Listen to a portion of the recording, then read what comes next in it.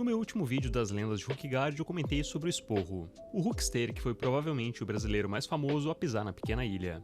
Sporro conseguiu feitos inacreditáveis para a época. Embora nunca tenha disputado de igual para igual com outros gigantes da tabela global como Sunrise e Debov, ele foi o primeiro brasileiro a alcançar o level 50, 60 e 70 na ilha de Hook. Mas antes de Sporro, o primeiro brasileiro a se destacar na tabela global foi o misterioso jogador Gauss, um hookster do servidor de Calmera, que foi o primeiro brasileiro a alcançar o level 40 na ilha. Gauss acabou sumindo da disputa de forma bastante misteriosa, indo pra mainland e posteriormente hookando o próprio personagem. E um dos caras que era o braço direito dele em Calmera, e que acabou eventualmente se tornando uma referência para todos os outros hooksters brasileiros, foi o jornalista tibiano Locke Cole, ou como ele ficaria conhecido em Calmera, Locke Hookguard. Locke se tornaria o top level de Calmera lá para 2005. E por mais que seus levels nunca tenham se equiparado aos jogadores mais rushers do top level global, ele acabaria ganhando destaque pelo seu trabalho jornalístico no fórum do TBBR. Locke criaria uma lista gigantesca de tópicos abordando os mistérios da ilha, entrevistando players famosos, além de conduzir investigações em diversos mundos, compilando informações valiosíssimas sobre a ilha que teriam se perdido no tempo sem o registro dele.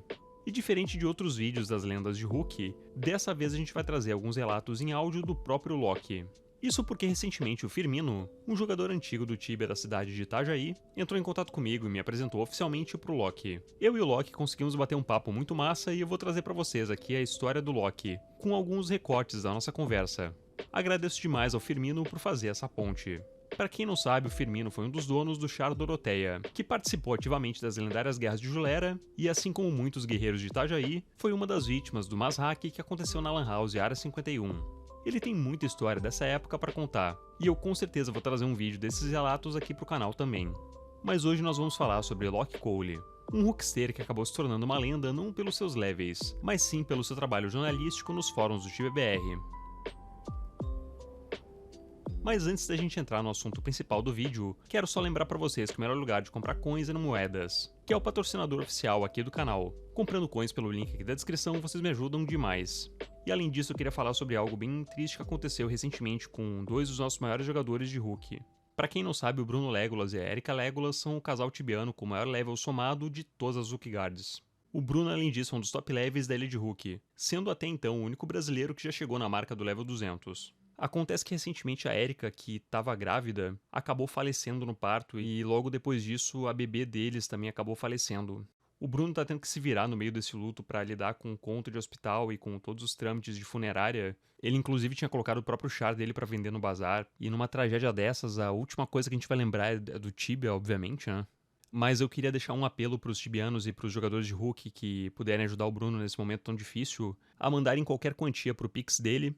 Eu vou deixar o Pix aqui na tela e no comentário fixado. O Tarek também deu uma força gigante agora pro Bruno e ajudou a divulgar o Pix. Mas eu queria aqui nesse vídeo só reforçar esse pedido de ajuda, né? E dizer que toda ajuda é bem-vinda. Então se vocês puderem ajudar com o que tiverem, assim, pô, agradeço demais, assim. Bom, e recado dado, vamos voltar para a história do Locke. Locke na vida real se chama Francisco, tem hoje 37 anos e durante uma boa parte da sua vida viveu na cidade de Itajaí, em Santa Catarina. Itajaí foi uma das cidades brasileiras que reuniu algumas das alianças mais poderosas de players, em meados de 2013 e 2004. Foi nessa época que vários jogadores de Itajaí dominaram o servidor de Julera, em uma guerra que eu já contei aqui no canal e que vai estar no card aqui de cima para vocês darem uma olhada. Locke, no entanto, não participou de nenhum desses conflitos. Ele começou a jogar em um char chamado Elvis the Zombie no servidor de Nova, o segundo servidor mais antigo do Tibia. Tempos depois ele iria iniciar em um servidor norte-americano recém-lançado, com um char chamado Locke Hookguard. O servidor se chamava Calmera. E aí, Revel, boa tarde, cara. Aqui é o Francisco, né? Vulgo Locke, um nick aí que já não uso faz um bom tempo. Realmente, eu joguei Tibia por um bom tempo, na época de Hookguard. Na época eu havia conseguido ser um dos primeiros brasileiros a atingir level alto, né? Hoje em dia nem sei como é que tá o rank, mas eu lembro que na época a gente tava desbravando barreiras no jogo, né? Eu devo ter sido um dos primeiros aí a pegar level 40, 50 em Hookguard. Eu lembro que eu cheguei até o level 54, né? Eu acho que o meu char ainda tá salvo, mas já faz um bom tempo que eu não vejo no site. Realmente faz um bom tempo que eu não logo. As únicas assim, informações que eu tenho sobre Tibia é que Os meus amigos ainda jogam, né? Então eles comentam comigo. Eu tenho um grupo no WhatsApp que às vezes eles mandam uma imagem ou outra. Eu comento, dou risada. O Rafael Firmino, ele sabe, né? Recentemente uns amigos em comum mandaram imagem da galera com Braz Armor. Eu achei engraçado que a Braz Armor ainda é o mesmo sprite de 25 anos atrás, um negócio que nunca muda. Outros eu vi que alterou, né? Só pela imagem. Loki criou seu char baseado no personagem no mesmo nome do jogo Final Fantasy VI. E o seu sobrenome Hookigaard acabou tendo um erro gramatical, faltando uma letra A. Esse erro acabou sendo incorporado à lore do personagem. E vários outros chares da família Hookigaard com apenas um A acabaram surgindo em Calmera. Cara, Calmera, eu lembro que eu comecei assim em parte porque já tinha amigos que jogavam lá. E a ideia do servidor me atraía, assim, foi um dos primeiros servidores não PVP, né? E era americano, servidor mais perto, dava menos problema com lag. Eu curti a ideia de algo não PVP, eu queria jogar de uma maneira mais tranquila, assim, menos ansiedade, menos estresse. E acabei ficando em Hookigaard, assim, um pouco, porque Hookigaard, assim, tem uma palavra em inglês que às vezes o pessoal usa, né, que dá pra chamar de cozy, né, confortável, agradável, né. Lugarzinho pequeno, assim, denso, cheio de coisa, tem uma densidade de mistérios e de coisas legais pra fazer, que sempre me atraiu, concentrado de gente, né. Você começa o jogo, tu vê noob espalhado por todo lado, todos próximos. O cara grita do outro lado da ilha, tu escuta em qualquer lugar praticamente. Ela é pequenininha, assim, eu acho divertido a ilha. Tem uma densidade grande de coisas para fazer, né? Que me atraía. Outra coisa que eu achei interessante, eu lembro que na época, é que no caso de Hookigaard tinha pouca diferença entre Free e Premium Account, né? Já quando tu ia pra Mainland, aí Premium Account tinha muito privilégio, né?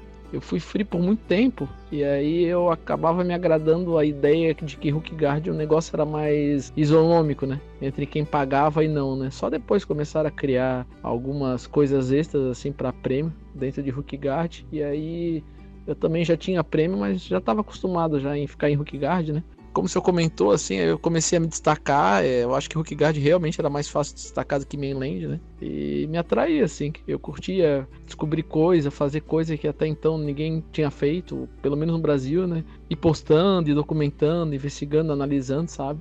Achava isso maior barato e acho que Hookigaard casava bem, assim, com esse meu estilo de jogo, de gostar de um ambiente mais tranquilo, um local mais denso de coisas para fazer, sabe? Uma comunidade mais nichada também. Isso era muito legal, assim, porque em Mainland, né, tinha várias cidades, né? Quando eu jogava já devia ter pelo menos umas 5, 6 cidades e o mundo era muito grande, a galera ficava distante, cidades diferentes e já quem jogava em Hookigaard, cara, tu se encontrava todo dia, fazia caçada junto, sabe? Eu acho que era uma sensação de camaradagem, assim, de proximidade até maior do que Mainland. Eu curtia isso, né? Eram sempre os mesmos rostos e como eu falei, tu dava um grito, o cara escutava do outro lado, porque era muito pequeno, né? Eu gostava muito desse ambiente pequeno e próximo. Aí depois de um tempo eu acabei ficando conhecido, assim, entre os outros jogadores de Calmera, mesmo quem jogava em Mainland, né? Aí muitas vezes a galera pedia pra mim, através de mensagem, pra ajudar. Porque eu tô com um novo char em Hookigaard, tem como você passar uns equipes pra pegar level 8 rápido, né? Aí chegava lá o cara com o char level 1, ajudava lá, dava uma mace, hatchet, sei lá. Os equipamentos da época, Copper Shield, acho, né? Eu, como tinha um level alto em Hookigaard, eu tinha bastante dessas coisas, né? Ajudava os caras, depois eles acabavam até podendo me ajudar assim em Mainland, se bem que eu jogava mais em Hookigaard, né? Mas ficava aquela amizade. Cheguei até a ajudar na época o cara que era o maior level do servidor, né? Que era o caixeiro, acho que ele era chileno. A gente trocou palavras algumas vezes, assim. Eu cheguei a ajudar a char dele em Hookigaard, assim, ele pediu pra mim. Pra ele conseguir level 8 rápido, né? Eu acho que os caras como caixeiro, eles gostavam de fazer char com frequência pra poder fazer runa, né? Principalmente, os caras top level às vezes tinham vários char pra fazer runa pro char principal deles, né? Então de vez em quando eles pediam ajuda pra poder upar em Hookigaard e levar pra Mainland. Loki foi upando na Hookigaard calmeriana, ganhando assim cada vez mais destaque no servidor. E ao chegar no level 30, acabou conhecendo outros jogadores que também estavam no top level da Hookigaard calmeriana. Jogadores como Mitzer, Storm e, é claro, o top level calmeriano, Gauss. Gauss é um capítulo à parte na história de Hookigaard. Dono do impressionante level 40 em uma época que as pessoas se matavam para pegar o level 8, Gauss era um jogador extremamente low profile e muitas pessoas sequer sabiam que ele era brasileiro. Gauss foi o primeiro player do Brasil a pegar o level 40 em Hook, além de ter sido um dos responsáveis pelo rank automatizado dos maiores hooksteiros brasileiros no TBBR.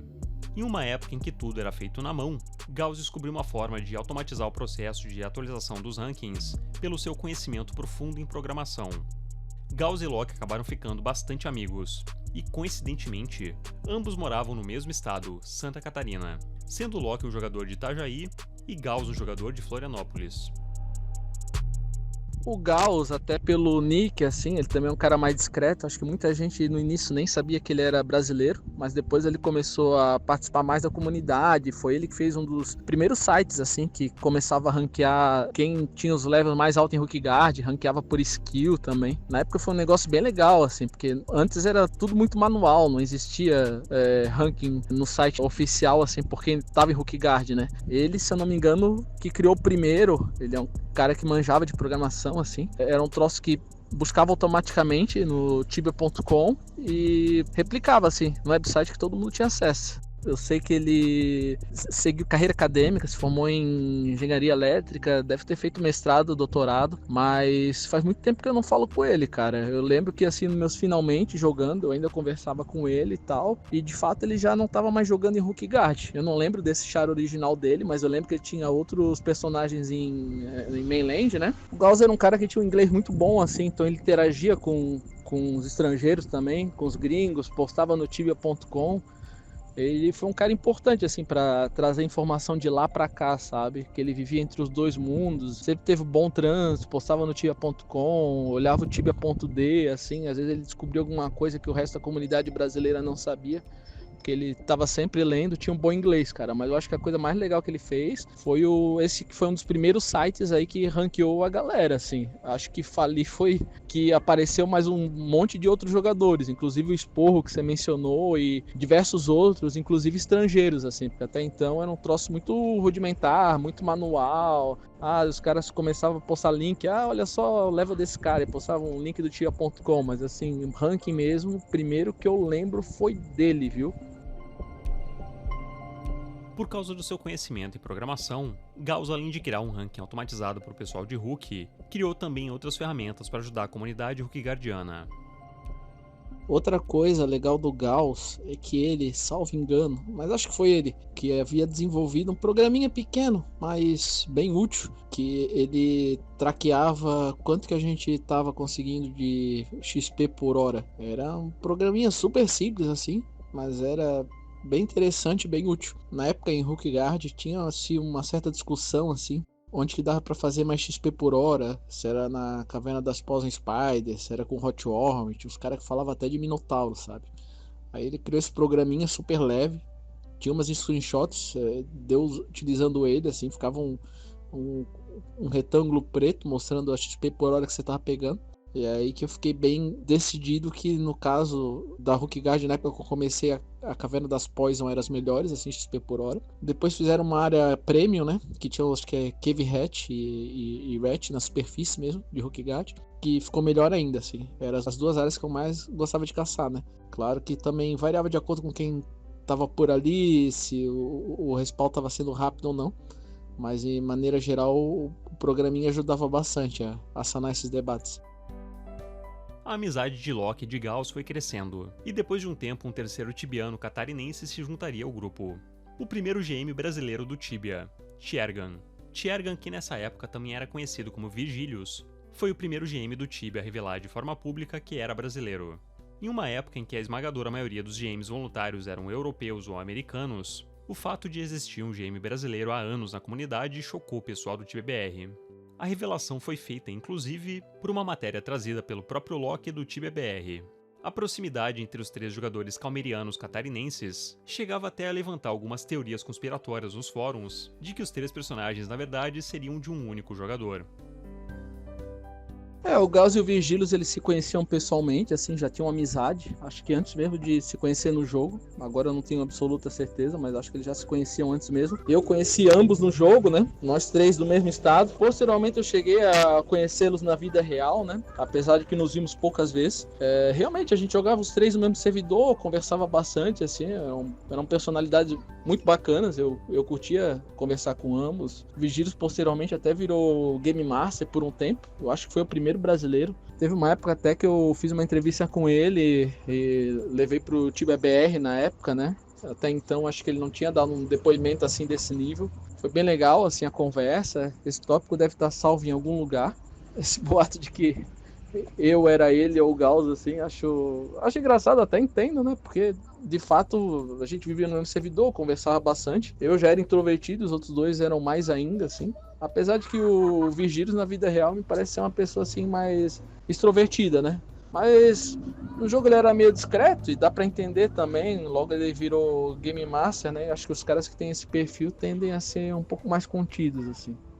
Eu lembro que antes do Virgílios, assim, a comunidade brasileira ficava meio chateada, assim, achava que tinha perseguição, porque não tinha nenhum brasileiro como Game Master, né? O pessoal sempre achava que o jogo puxava pros alemães, pros americanos, poloneses, sei lá, né? Aí foi legal quando o Virgílios ele se tornou Game Master, assim. Foi legal essa interação dele com a comunidade, até então esse cargo era um troço meio misterioso, assim, ninguém entendia muito bem o que fazia. Quer dizer, entendia, né? Mas quando ele se tornou, assim, com as entrevistas dele, com as manifestações dele, falando como é que funciona, as atribuições, os poderes no Game Master no jogo, assim, acho que ajudou um pouco a esclarecer e desmistificar, né, a questão do Game Master assim na comunidade brasileira. Acho que foi importante por conta disso.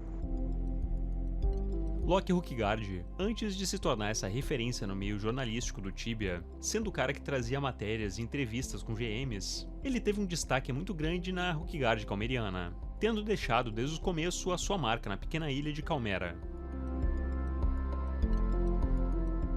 Entre 2013 e 2004, Hukigard vivia a sua época de ouro. A ilha vivia extremamente lotada de noobs, com players veteranos correndo para cima e para baixo na pequena ilha tentando desvendar cada mistério. Loki nessa época se tornou o top level da ilha em Calmera, mas apesar disso nunca chegou a disputar a tabela global com grandes nomes como Sunrise, Python e Debov, ou de outros brasileiros que estavam na sua frente como o Esporro de Chimera e Paminondas de Passera. Loki preferiu focar seus esforços em Hulk para coletar o máximo de informações referentes a mistérios, fazer coberturas e entrevistas com outras lendas de outros servidores, além de colecionar Platinum Coins. No ápice da sua coleção, Loki chegou a ter mais de 500 Platinum Coins em Chares DP. Nessa época ainda não existia banco em Hulk, e colecionar Platinum Coins era um dos passatempos favoritos dos Hulkstayers. Para você conseguir uma moeda de prata naquela época, precisava vender itens equivalentes a 100 moedas de ouro de uma única vez para os NPCs. Crystal Coins ainda era um sonho distante, e em 2005, Loki chegou a fazer um estudo no fórum do Tibia BR sobre quais seriam as condições para se conseguir uma única Crystal Coin vendendo itens para NPCs. O item que obviamente valia mais na relação de peso e dinheiro eram as viais vazias, que além de serem super leves valiam 5 GPs cada. Loki então fez vários cálculos para saber quantas viais você precisaria carregar, considerando o peso também das backpacks, para conseguir a tão sonhada Crystal Coin. O resultado final foi um pouco desanimador. Para conseguir vender 2.000 vials de uma vez só, tendo cap para carregar tudo isso, você precisaria de um Hulkster no level 512. Literalmente 20 anos depois disso, ainda não existe um Hulkster que chegou perto de ter uma cap dessas. E por sorte, a Cipsoft implementou um NPC de banco em Hulk, que faz essa troca de Platinum Coins para Crystal Coins. Aos poucos, Loki começou a upar menos e se dedicar cada vez mais ao seu trabalho jornalístico, tanto nos fóruns montando matérias, quanto em outros servidores, criando chares e correndo atrás de entrevistas exclusivas. Uma das suas matérias mais famosas, que inclusive já tem vídeo aqui no canal, foi a sua investigação sobre a Debov, a jogadora polonesa de Sara que veio do nada e desbancou todos os outros jogadores high level de Antica na época.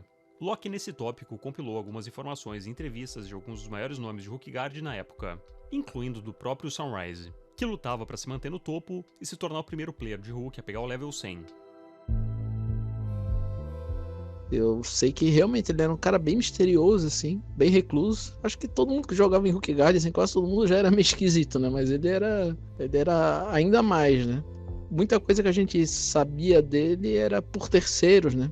pelo Master Slayer, que era um cara que apostava mais, jogava no mesmo servidor, né? Antes que era o servidor mais mítico que tinha, né? Tinha itens que nenhum outro server tinha. Quanto ao Sunrise, ele era um cara que o pessoal até suspeitava que ele tinha uma Spike Sword, tinha alguns itens que só ele tinha, e eu não duvido que ele tinha não, né? Porque além de estar num servidor muito antigo, ter uma conta muito antiga, provavelmente ele tinha contato assim com o pessoal da administração.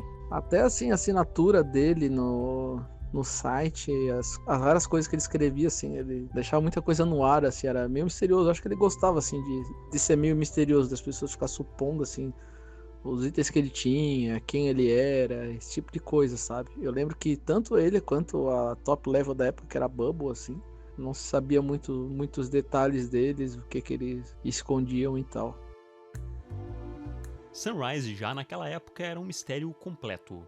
Apenas poucas pessoas mantinham um contato mais próximo com o cara. Um dos exemplos citados pelo Loki era o Master Slayer. No começo da vida anticana deles, Master Slayer era um rival de Sunrise, com os dois nutrindo uma inimizade muito forte um pelo outro. Mas com o passar do tempo eles acabaram virando amigos, e Master Slayer passou a ser uma espécie de porta-voz do cara. Eu já fiz diversos vídeos sobre os dois aqui no canal, e vou deixar um card aqui em cima para vocês darem uma olhada. Nessa época de 2005, no auge dos trabalhos investigativos do Loki, uma das coisas que mais chamava atenção em Hulk era Sword of Fury.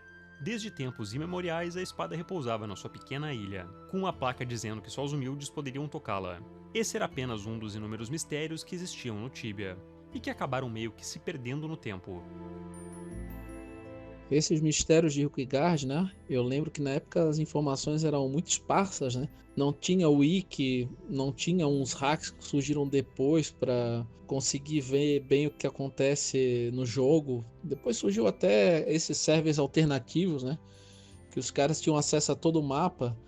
No fim das contas, acho que até um pouco do mistério, da magia se perdeu, né? Eu lembro que quando eu já tava parando de jogar, o pessoal começou a aparecer com aquelas ferramentas que você conseguia enxergar basicamente tudo que estava acontecendo perto de você no mapa, né? Até pisos acima e abaixo. Hoje nem sei exatamente o que fazem, né? Acho que tem um termo para isso, chamam de data mining, né?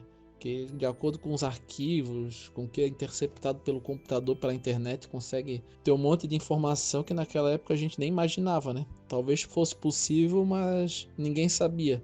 Naquela época a gente tinha que ficar fuçando por conta própria, ou entrava em sites gringos para ver o que os caras estavam falando. Tinha o Tibia DE, né, que era o site estrangeiro, talvez de maior reputação.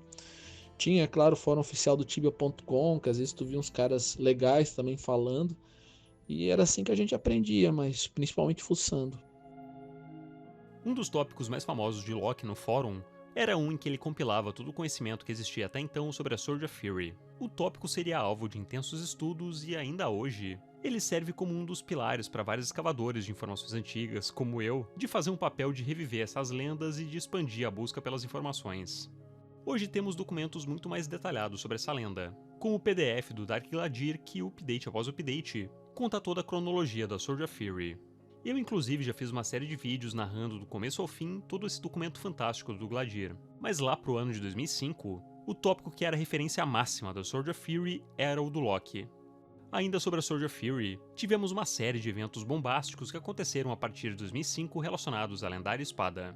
A primeira delas foi uma série de desaparecimentos que pareciam acontecer de uma forma aleatória nos mais diversos servidores. Depois disso, tivemos a revelação trazida pelo Eklon Hulk. Para fazer a espada sumir, você deveria pisar em 2 esquemas escondidos no mapa. E depois disso ainda tivemos todo o caso Pot, onde um player em Harmonia apareceu em Hulk com uma Spike Sword nas mãos. Perguntei pro Loki se ele se lembrava de algum desses eventos, e ele me falou um pouco mais sobre tudo isso.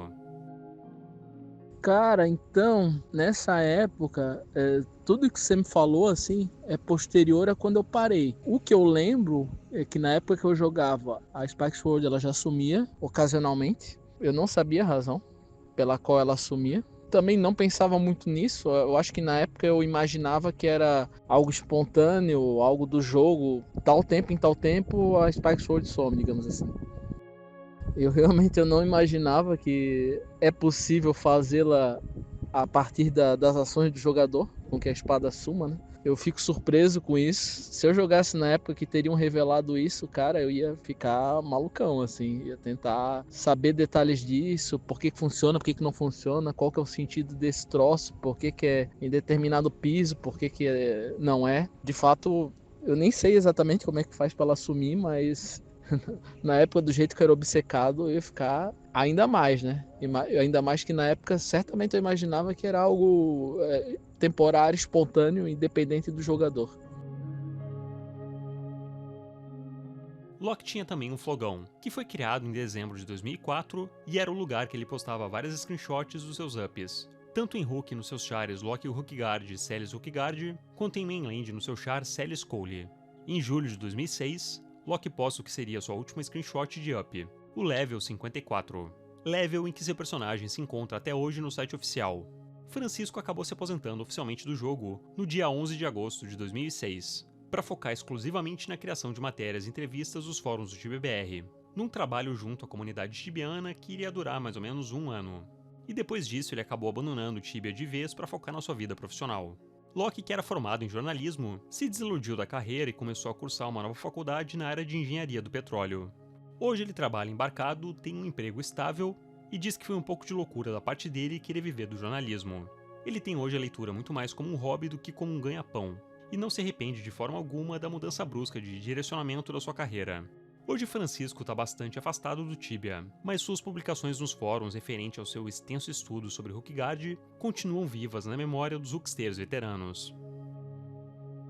Agradecer aí teu interesse, Revel, aí por esse assunto, pela reportagem. Acho que uma coisa legal, cara, para frisar é como naquela época jogos online, RPG, assim, eram tudo muito inédito pra gente, era algo incrível. Para pensar que a gente pegou a primeira geração, os primeiros jogos em que você tinha acesso a gente do mundo inteiro, jogava com gente de todo o Brasil. A gente fez amigos que nunca viu na vida real, gente que era de São Paulo, do Rio de Janeiro, do Nordeste, de estados vizinhos. Alguns a gente chegou até a conhecer depois, outros ficaram como amigos só virtualmente, sabe? Esses jogos, como não apenas Tibia, né? Mas o Ultima Online, Ragnarok, ali do início do século XXI, né? Foram os primeiros jogos online de muita gente na nossa geração, né? Que a gente teve essa experiência incrível de ter acesso a gente que morava do outro lado do mundo e se comunicava em inglês, em outros idiomas. Era uma coisa muito maluca, assim, inimaginável há 5, 10 anos atrás. Eu lembro assim que quando eu tinha meus 10 anos, assim, eu lia a revista de videogame e falava da expectativa de que em pouco tempo teria esses jogos massivos online, né? De RPG, que gente do mundo inteiro poderia se encontrar. E nossa, cara, eu olhava aquilo assim, eu lia sobre aquilo, parecia algo ultra futurista, coisa assim que a gente só veria no ano 3000. E de repente, ainda durante nossa adolescência, a gente teve acesso a esses jogos, sabe? Foi uma experiência muito louca e de certa forma eu acho meio chato também como esse é um gênero de jogo que eu achava que ia se tornar ultra dominante e por várias maneiras hoje está meio que decadência, né? Eu acho que talvez o auge já passou e a galera acaba jogando alguns outros gêneros de jogo. Mas de qualquer forma, Tibia é um jogo que me marcou, né? Não apenas a mim, mas a toda uma geração, principalmente no Brasil. A galera certamente fez muitos amigos, tem muitas memórias daquela época, se divertiu pra caramba e é algo que é uma experiência que vai ser difícil replicar, mas sem dúvida são memórias que vão ficar aí para sempre para mim. Que bom que eu me diverti bastante, aprendi bastante, fiz amigos, foi muito legal. Muito obrigado ao Loki pela participação aqui no canal. Durante anos eu tive o Loki Cole como uma das maiores inspirações para mim quando o assunto era os mistérios de Hookguard. Me lembro quando eu tinha meus 13 ou 14 anos e li encantado todos os tópicos que o cara escrevia. Aquela era uma época que eu estava aprendendo inglês básico por causa do Tibia e que eu me encantava diariamente com toda essa coisa do início dos MMOs e de como pessoas do mundo inteiro se reuniam em um jogo online para tentar desvendar mistérios. Hoje eu vejo o quanto o trabalho do Loki foi importante para que um dia eu conseguisse não só me aprofundar nos mistérios do Tibia, mas também para desenvolver minha própria escrita e acabar me tornando um roteirista/jornalista não oficial do Tibia que eu sou hoje em dia. Muito obrigado não só pela participação dele aqui no vídeo, que pra mim é quase que uma realização de um sonho, mas também por toda a sua contribuição para a comunidade brasileira de Hulkgard. Eu vou ficando por aqui. Se vocês curtiram o vídeo, deixem seu like, se inscrevam no canal e deixem aqui nos comentários quais as próximas lendas de Hulk vocês querem ver por aqui. Eu vou indo nessa, um abraço e falou!